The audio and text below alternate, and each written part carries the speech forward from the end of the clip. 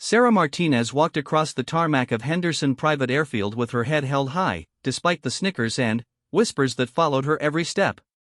The other pilots gathered near their sleek, million-dollar jets, pointing at her modest aircraft with barely concealed amusement. Her jet looked ordinary compared to their flashy machines, a simple white exterior with minimal markings, nothing that would catch anyone's eye or suggest anything special. "Look at Martinez with her little toy plane," laughed Derek Morrison, a wealthy businessman's son who owned a brand new Gulfstream G650. "Did she buy that thing from a scrapyard?" The group of elite pilots burst into laughter, their expensive watches glinting in the morning sun as they gestured towards Sarah's aircraft. Sarah pretended not to hear them as she continued her pre-flight inspection. She had heard these jokes countless times before. At 28 years old, she was one of the youngest pilots at Henderson Airfield, and definitely the one with the most modest background. While the other pilots came from wealthy families or owned successful businesses, Sarah had worked her way up from nothing. She started as a mechanic's assistant, cleaning hangars and learning about aircraft engines in her spare time. "I heard she got that jet from some government surplus sale," whispered Amanda Chen, another pilot who flew a pristine Bombardier Challenger. "Probably costs her more to maintain than it's worth." More laughter erupted from the group as they watched Sarah methodically check her aircraft's systems. The truth was, Sarah's background made her an outsider in this exclusive world of private aviation. Her father had been a military mechanic, and her mother worked double shifts as a nurse to help pay for Sarah's flight training. Every hour of flight time, every certification, every upgrade to her pilot's license had been earned through hard work and sacrifice. She had saved for years to buy her jet, and, while it wasn't the newest or prettiest aircraft at Henderson, it was hers. "Hey Martinez," called out Trevor Williams, who piloted a flashy red and gold Cessna Citation X, "are you sure that thing can even get off the ground? Maybe you should stick to the flight simulator." His comment triggered another round of mocking laughter from the group. Sarah's jaw tightened, but she continued her inspection without responding. She had learned long ago that responding to their taunts only encouraged them. Instead, she focused on her work, checking the engine intakes, examining the landing gear, and testing the control surfaces with practiced efficiency. Her movements were precise and professional, betraying years of experience that most of the other pilots lacked. What none of them knew was that Sarah's ordinary jet was far from ordinary. The aircraft had been extensively modified with cutting-edge technology that wasn't visible from the outside. The engines had been upgraded with experimental components that significantly increased their power and efficiency. The avionics system featured military-grade navigation and communication equipment that was several generations ahead of anything available commercially. Most importantly, the aircraft was equipped with an advanced stealth system that could make it virtually invisible to radar when activated. The modifications had been made during Sarah's previous job, where she had worked as a test pilot for a classified government program. She couldn't tell anyone about her real experience or the true capabilities of her aircraft due to the strict non-disclosure agreements she had signed. As far as everyone at Henderson knew, she was just another pilot trying to fit in with the wealthy crowd. "I bet she can't even afford to fill the fuel tanks," Derek continued his harassment, walking closer to Sarah's aircraft. "Look at those tires, they look like they're ready to blow out at any second." He bent down dramatically to examine the landing gear, putting on a show for his friends. Sarah finally spoke up, her voice calm and measured. "The aircraft is airworthy and properly maintained according to all Federal Aviation Administration standards." She didn't raise her voice or show any sign of anger, which seemed to frustrate Derek even more. "Oh, listen to Miss Professional," Derek mocked. "Just because you memorized the maintenance manual doesn't mean you know how to really fly." He gestured toward his gleaming Gulfstream. "When you're ready for a real aircraft, let me know. Maybe I can give you some lessons." The group of pilots laughed again, but Sarah noticed that some of the ground crew members were watching the interaction with disapproving expressions. Many of them had worked with Sarah during her early days at the airfield and respected her knowledge and work ethic. They had seen her troubleshoot complex mechanical problems that stumped more experienced technicians, and they knew she was far more capable than the wealthy pilots gave her credit for. Marcus Johnson, the chief mechanic, walked over to Sarah's aircraft carrying a clipboard. He was a veteran Air Force mechanic who had worked at Henderson for over 15 years. "Pre-flight complete, Sarah," he said loudly enough for the other pilots to hear. "Everything looks perfect as always. Your maintenance records are the best I've seen in this business." Derek scowled at the interruption. "Come on, Marcus, you don't have to baby her. We all know she can't afford proper maintenance on that rust bucket." Marcus turned to face Derek, his expression serious. "Son, I've been working on aircraft since before you were born. I've inspected every jet on this field, including yours. If I had to bet my life on which aircraft would get me home safely, I'd choose Sarah's every single time." The mockery from Derek's group died down slightly at Marcus's words, but Derek wasn't ready to back down. "Well, maintenance is one thing, but can she actually fly it? I've never seen her do anything more challenging than basic pattern work around the airport." Sarah finished her inspection and began walking toward the pilot's entrance of her aircraft. She paused and turned back to face the group. "Flying isn't about showing off or proving anything to anyone. It's about getting from point A to point B safely and efficiently." "Boring," Trevor called out. "Real pilots know how to push their aircraft to the limits. Maybe you should stick to commercial aviation where they hold your hand through everything." As Sarah climbed into her cockpit, she could still hear their laughter and comments from outside. She put on her headset and began running through her pre-start checklist, trying to block out the negativity. The familiar routine of starting up the aircraft helped calm her nerves and focus her mind on the task ahead. Her destination today was Las Vegas, a routine business trip that should take about 2 hours in her aircraft. The weather was clear, and the flight plan was straightforward. She had no intention of doing anything that might validate the other pilots' opinions about her flying skills. Her goal was simply to complete the flight safely and professionally, as she always did. As Sarah started her engines, the other pilots continued their conversations near their own aircraft. Derek was loudly describing his latest aerobatic maneuvers, while Trevor boasted about setting a new personal speed record on his last flight. Amanda was showing off pictures of her aircraft's luxurious interior, complete with leather seats and a full entertainment system. "Watch this, everyone," Derek announced as he climbed into his Gulfstream. "I'll show you what real flying looks like." He fired up his engines with unnecessary drama, revving them louder than needed and creating a cloud of exhaust smoke that drifted across the tarmac. Sarah shook her head at the display as she contacted ground control for taxi clearance. Her approach was methodical and professional, speaking clearly and concisely with air traffic control. She taxied her aircraft toward the runway with smooth, precise movements, while Derek's Gulfstream lurched and weaved behind her as he showed off for his friends. The control tower cleared both aircraft for departure, with Sarah receiving clearance first due to her earlier ready call. As she lined up on the runway, she could see Derek's aircraft waiting impatiently behind her. Through her radio, she could hear him making jokes about her slow taxi speed to the other pilots on their common frequency. Sarah advanced her throttle smoothly, and her aircraft began its takeoff roll. To any observer, it looked like a completely normal departure, steady acceleration, rotation at the appropriate speed, and a gradual climb to pattern altitude. Nothing about the takeoff suggested that her aircraft was anything other than an ordinary business jet.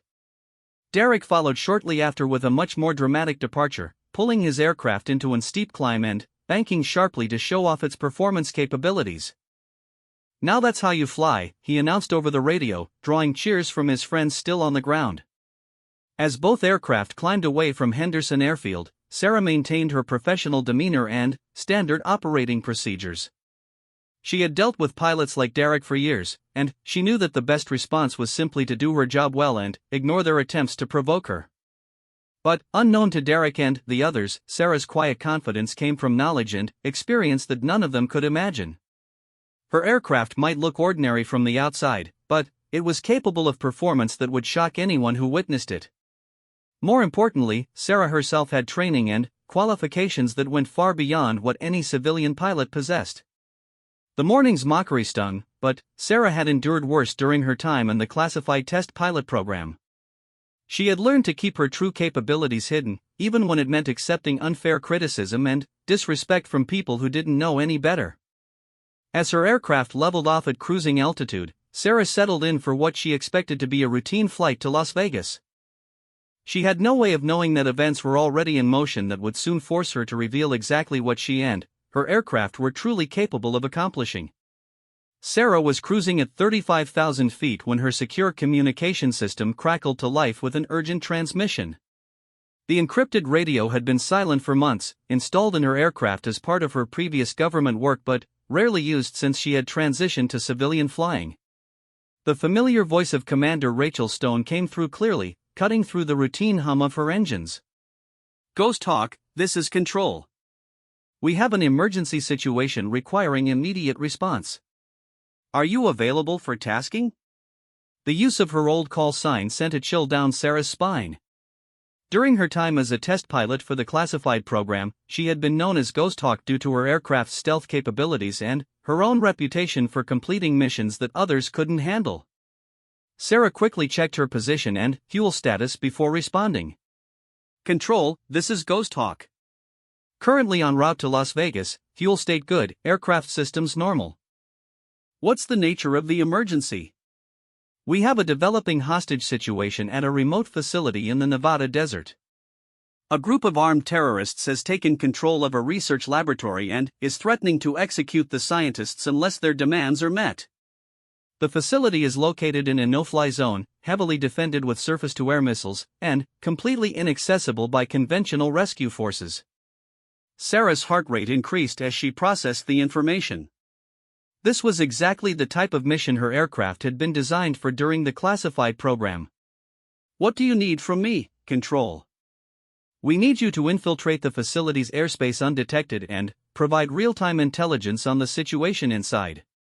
Your aircraft's stealth capabilities make you the only asset we have that can get close enough without being detected by their air defense systems.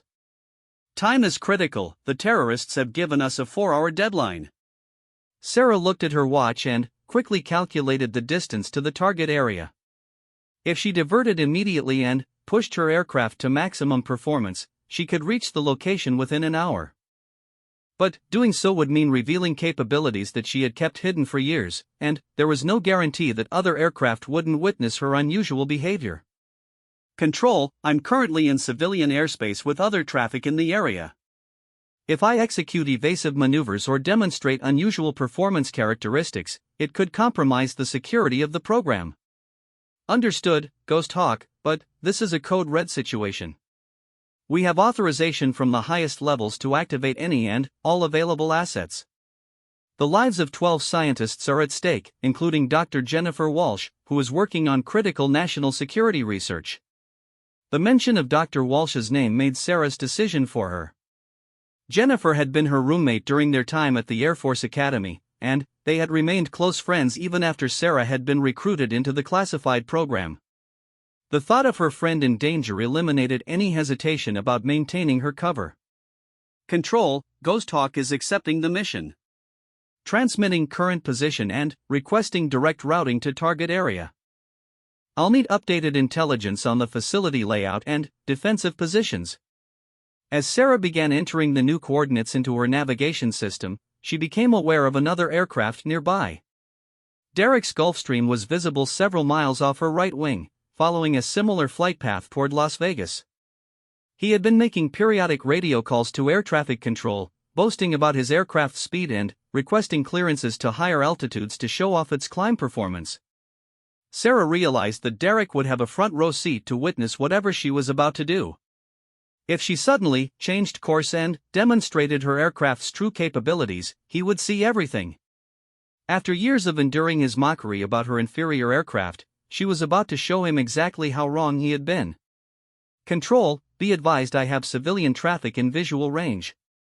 Pilot Derek Morrison in a Gulfstream G650, registration number November 78 Delta Mike. He's been monitoring our frequency and may observe my course change." Noted, Ghosthawk. Maintain operational security as much as possible, but mission success takes priority. We'll handle any security issues that arise from civilian observations. Sarah took a deep breath and began the process of transforming her aircraft from a civilian business jet into the military asset it had always been beneath its ordinary exterior. She activated the stealth systems, watching as her radar signature diminished to almost nothing on her threat detection display. Next, she engaged the military-grade navigation system and uploaded the target coordinates directly from the secure satellite link. The most dramatic change came when she activated the engine upgrade systems. Her ordinary engines suddenly had access to their full military power rating, providing nearly double the thrust that any civilian pilot would expect from an aircraft of her size. The acceleration was immediate and dramatic, pushing Sarah back into her seat as her aircraft surged forward with unexpected power. Derek's voice came over the radio almost immediately. "What the hell was that? Martinez, did you just afterburner past me?" His tone had changed from mocking to genuine shock as he watched Sarah's aircraft rapidly pull away from his position. Sarah ignored his radio call and focused on her mission preparations. She was now climbing at a rate that should have been impossible for her aircraft, heading toward a target that was classified above Derek's clearance level. Her airspeed indicator showed velocities that civilian pilots never experienced, and her aircraft was performing maneuvers that defied everything Derek thought he knew about aviation. "Control, Ghosthawk is proceeding to target area at maximum performance. Estimate arrival in 47 minutes. Requesting satellite imagery of the facility and any available intelligence on terrorist capabilities and positions." As her aircraft streaked across the Nevada sky at speeds that civilian radar couldn't properly track, Sarah began receiving detailed briefings about the hostage situation. The research facility was a small, isolated complex surrounded by desert, with the terrorists having arrived in stolen military vehicles equipped with portable surface-to-air missile systems. Conventional aircraft attempting to approach the area would be detected and shot down long before they could provide useful intelligence. Derek was frantically trying to contact Sarah on multiple radio frequencies, his voice becoming increasingly agitated as he watched her aircraft disappear into the distance at impossible speeds. "Martinez, what kind of aircraft are you really flying? That performance is completely outside civilian specifications." The air traffic controller in Las Vegas Center was equally confused, watching Sarah's radar signature behave in ways that didn't match any known civilian aircraft. "November 417 Tango Sierra, please confirm your aircraft type and current performance parameters. We're showing unusual speed and climb rates that don't match your filed flight plan." Sarah had anticipated this problem and activated her cover protocols. Las Vegas Center, November 417 Tango Sierra is conducting authorized flight testing with experimental modifications. We have special authorization for unusual performance parameters under Federal Aviation Regulation Part 91.319. All operations are being conducted in accordance with our approved test plan. It was a plausible cover story that would satisfy civilian air traffic controllers while buying her time to complete the mission. The regulations she cited were real and did allow for unusual aircraft performance during authorized testing, though she was stretching the interpretation considerably. As Sarah approached the target area, she began her descent toward the facility while maintaining stealth protocols. Her aircraft's radar signature remained virtually invisible to ground-based detection systems, allowing her to observe the terrorists' positions without alerting them to her presence. Through her advanced sensor systems, she could see the layout of the complex and identify the locations where the hostages were being held. "Control, Ghosthawk has eyes on target. I count 8 armed individuals with military-grade weapons positioned around the main building. 2 surface-to-air missile launchers are active, one on the north side and one on the south side of the complex. The hostages appear to be held in the central laboratory building. Excellent work, Ghosthawk. Can you provide more detailed intelligence on the terrorists' equipment and positioning? Our rescue teams are preparing to move in, but they need precise information to avoid casualties." Sarah began a careful reconnaissance pattern around the facility, using her aircraft's sophisticated sensors to map the entire complex and identify weaknesses in the terrorists' defensive positions. Her stealth capabilities allowed her to fly much closer to the target than any conventional aircraft could manage, providing intelligence that satellite imagery couldn't match. Meanwhile, Derek had contacted Las Vegas Air Traffic Control to report the incident, demanding to know what kind of aircraft Sarah was really flying and whether her flight operations were legal. His calls were creating additional complications for the mission, but Sarah had to trust that her handlers would manage the civilian authorities appropriately. Control, civilian pilot Derek Morrison is making inquiries about my aircraft and mission. He witnessed the performance demonstration and is asking questions that could compromise operational security. Recommend immediate coordination with civilian authorities to contain information spread. Copy that, Ghosthawk. We're already working with the Federal Aviation Administration and other agencies to manage the situation. Continue your reconnaissance mission while we handle the political aspects. As Sarah completed her third pass around the facility, she noticed movement among the terrorists that suggested they might be preparing to harm the hostages ahead of schedule. The 4-hour deadline was still 3 hours away, but the terrorists seemed agitated and were arguing among themselves about something. Control, I'm observing unusual activity among the hostile forces. They appear to be experiencing some kind of internal conflict, and I'm concerned they may accelerate their timeline for harming the hostages. Recommend expedited rescue operations. Understood, Ghosthawk. Our ground teams are moving into position now based on your intelligence. We need you to maintain overwatch and provide real-time updates on any changes in the situation. Sarah positioned her aircraft to maintain constant surveillance of the facility while staying within the capabilities of her stealth systems. She was flying in patterns that would have been impossible for any known civilian aircraft, maintaining speeds and altitudes that demonstrated the true extent of her aircraft's modifications. Back at Henderson Airfield, word was spreading among the pilots about Derek's claims that Sarah Martinez had demonstrated impossible aircraft performance during their flight to Las Vegas. The story seemed too incredible to believe, but Derek was insistent that he had witnessed something extraordinary that couldn't be explained by any known civilian aviation technology. The rescue operation began at exactly 1400 hours, with Sarah providing real-time intelligence from her invisible position high above the terrorist compound. Through her advanced sensors, she watched as special operations teams moved into position around the facility, using the detailed layout information she had provided to plan their approach routes.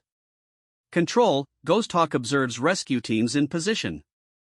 Hostiles remain focused on the main entrance, unaware of the teams approaching from the eastern and western flanks. 2 guards are patrolling the perimeter, current positions marked on your displays. The mission commander's voice came through her secure communications. Excellent work, Ghosthawk. We're initiating Phase 1 now. Maintain overwatch and alert us to any changes in hostile positions or unexpected movements. Sarah watched through her targeting systems as the rescue teams moved with precision timing, neutralizing the perimeter guards simultaneously while avoiding detection by the terrorists inside the main building. Her elevated position and advanced sensors made her the perfect coordinator for the complex operation, providing intelligence that ground-based observers couldn't match. Suddenly, her threat warning system activated with urgent alerts. One of the surface-to-air missile sites had detected something and was actively searching for targets. Sarah realized that one of the rescue team's communication signals might have been intercepted, alerting the terrorists that an operation was underway. Control, be advised the northern missile site is going active. They're scanning for aerial targets, possibly triggered by ground team communications. If they detect my position, the entire operation could be compromised. Ghosthawk, can you suppress that missile site without compromising your position or the rescue teams? Sarah quickly analyzed her options. Her aircraft was equipped with electronic warfare systems that could disable the missile launcher, but using them would require her to decloak temporarily and reveal her position to any observers. More critically, Derek Morrison was still flying somewhere in the area, possibly close enough to witness whatever she was about to do. Control, I can neutralize the threat, but it will require revealing additional capabilities that may be observed by civilian aircraft in the area. Derek Morrison's Gulfstream is approximately 20 miles northeast of this position. Ghosthawk, mission priority overrides security concerns. Those scientists will die if that missile launcher remains active. You are authorized to use any means necessary to ensure mission success. Sarah activated her electronic warfare suite and targeted the missile launcher's radar system. Within seconds, she had jammed their guidance systems and fried their targeting computers with a focused electromagnetic pulse. The missile sight went dark on her sensors, effectively neutralized without firing a single shot. The electronic attack was visible to any aircraft with the right equipment as a brief but intense burst of electromagnetic energy. Derek's Gulfstream was equipped with sophisticated avionics that would have detected the pulse, providing him with even more evidence that Sarah's aircraft was far from ordinary. Control, northern missile site is neutralized. Ground teams can proceed with Phase 2 operations. The rescue teams moved swiftly into the main building, using the intelligence Sarah had provided to navigate directly to where the hostages were being held. Through her sensors, she could track their progress as they systematically cleared each room and neutralized the terrorists with minimal resistance. Within minutes, all 12 scientists were safely in the hands of the rescue teams, including Dr. Jennifer Walsh. Sarah felt a surge of relief as she watched her friend being escorted to safety along with the other hostages. The mission had been a complete success, with no casualties among the good guys and all objectives accomplished. Control, Ghosthawk confirms all hostages secured. Ground teams are evacuating the facility with all personnel accounted for. Mission appears to be successful. Outstanding work, Ghosthawk. Your intelligence and electronic warfare support were essential to the mission's success. Begin your withdrawal from the area and return to your original flight plan when possible. As Sarah began her departure from the target area, she had to decide how to handle her return to civilian airspace. Derek was undoubtedly waiting somewhere nearby, eager to confront her about what he had witnessed. More problematically, air traffic controllers in Las Vegas were expecting her to arrive on schedule, and her significant deviation from course would require explanation. She activated her civilian communications and contacted Las Vegas Approach Control. Las Vegas Approach, November 417 Tango Sierra, completing experimental flight testing and requesting vectors to McCarran International Airport. We're currently 40 miles northeast of the city. The controller's voice carried obvious confusion.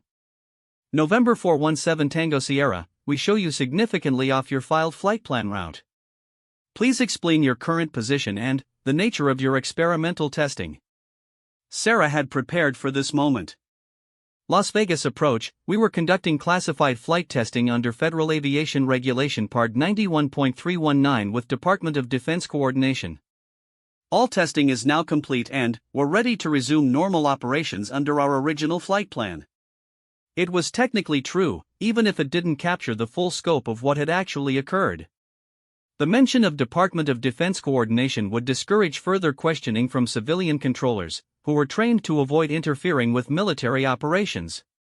As Sarah approached Las Vegas airspace, Derek's Gulfstream appeared on her radar, clearly positioned to intercept her arrival.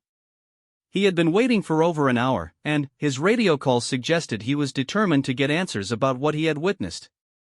Martinez, I don't know what kind of game you're playing, but I saw what your aircraft did out there. That performance was completely impossible for any civilian jet. I'm reporting this to the Federal Aviation Administration and demanding a full investigation. Sarah maintained her professional demeanor as she responded. Derek, I was conducting authorized flight testing in accordance with all applicable regulations. My aircraft has experimental modifications that are approved for research and development purposes.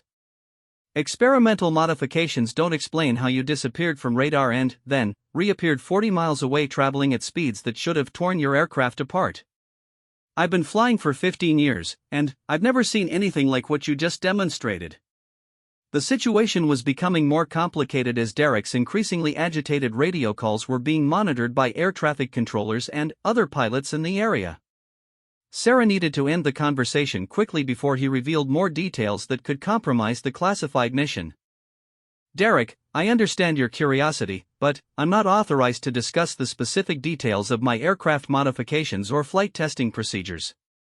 If you have concerns about regulatory compliance, I encourage you to file a formal report with the appropriate authorities.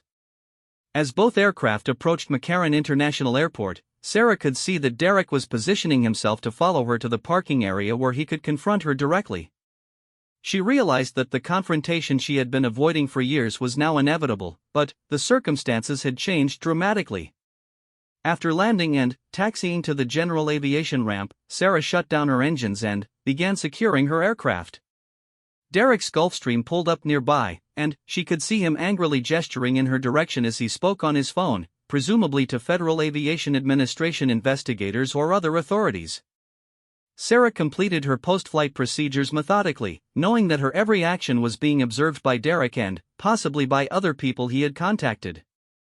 She had to be prepared for the possibility that her aircraft would be inspected and that questions would be asked about its unusual capabilities. As she climbed out of her cockpit, Derek approached her with several other people, including what appeared to be an FAA inspector and a security official from the airport. His face was flushed with anger and frustration as he pointed accusingly at her aircraft. "There's the pilot I was telling you about." Her aircraft demonstrated completely impossible performance characteristics during our flight from Henderson. She was traveling at speeds and altitudes that should have been impossible for that type of aircraft. The FAA inspector, a middle-aged woman with a professional demeanor, stepped forward. "Ms. Martinez, I'm Inspector Patricia Williams with the Federal Aviation Administration.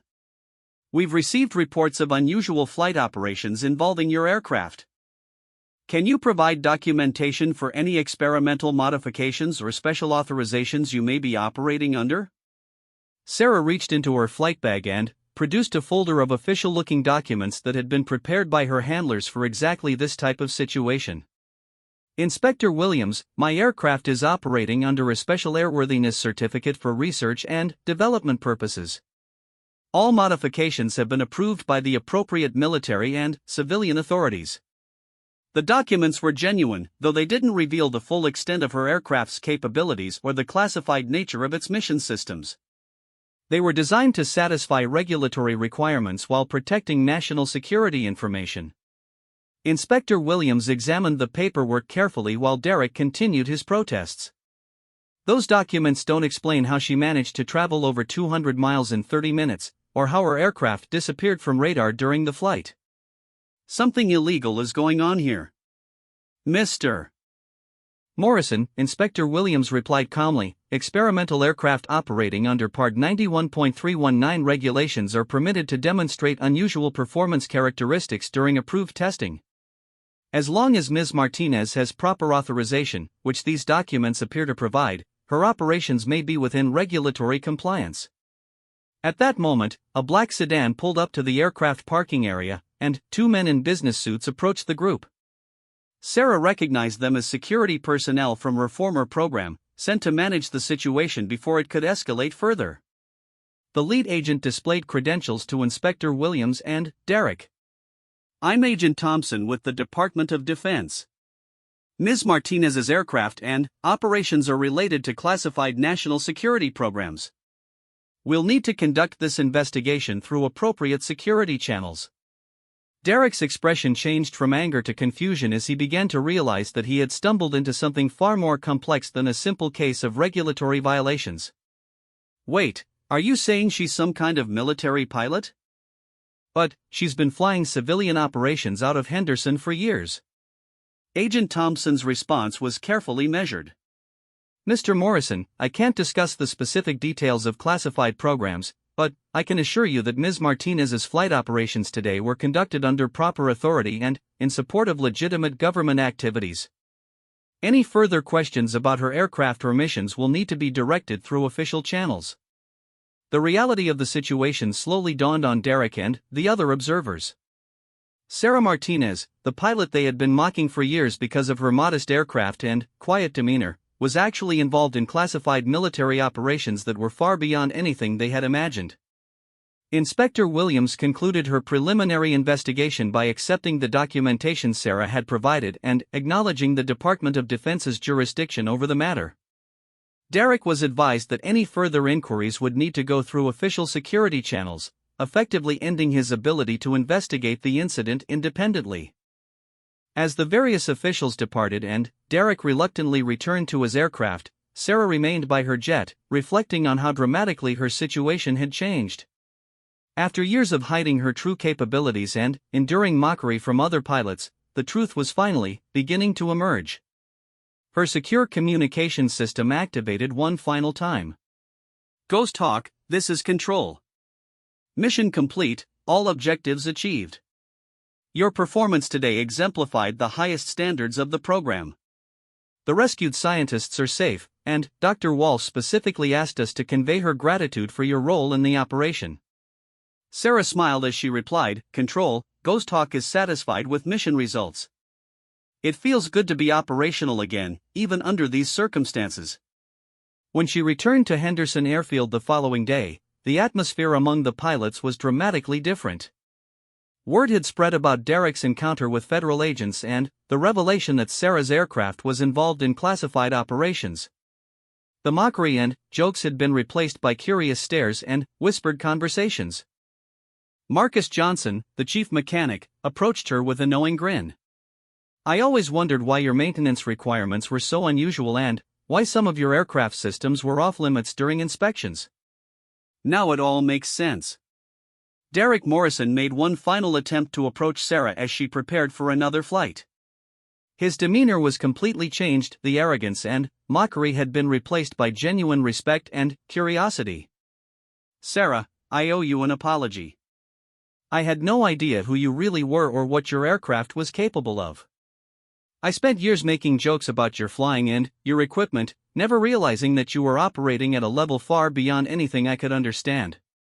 Sarah accepted his apology graciously, understanding that his perspective had been fundamentally changed by witnessing her true capabilities. "Derek, I couldn't tell anyone about my background or my aircraft's real purpose. I hope you understand that the secrecy wasn't personal." From that day forward, Sarah Martinez was regarded with new respect at Henderson Airfield. While she still couldn't discuss the details of her missions or the full extent of her aircraft's capabilities, the other pilots now understood that there was much more to her story than they had ever imagined. The modest white jet that had been the subject of so much mockery was now viewed with a mixture of awe and curiosity. Its ordinary exterior concealed extraordinary capabilities, much like its pilot, who had spent years hiding her true skills and experience behind a facade of quiet professionalism. Sarah continued her civilian flying operations, but now with the knowledge that her cover had been partially blown and her real identity was known to at least some people in the aviation community. She remained ready to answer the call if her country needed her unique skills and aircraft again, knowing that sometimes the most effective warriors are those who hide in plain sight until the moment they're needed most.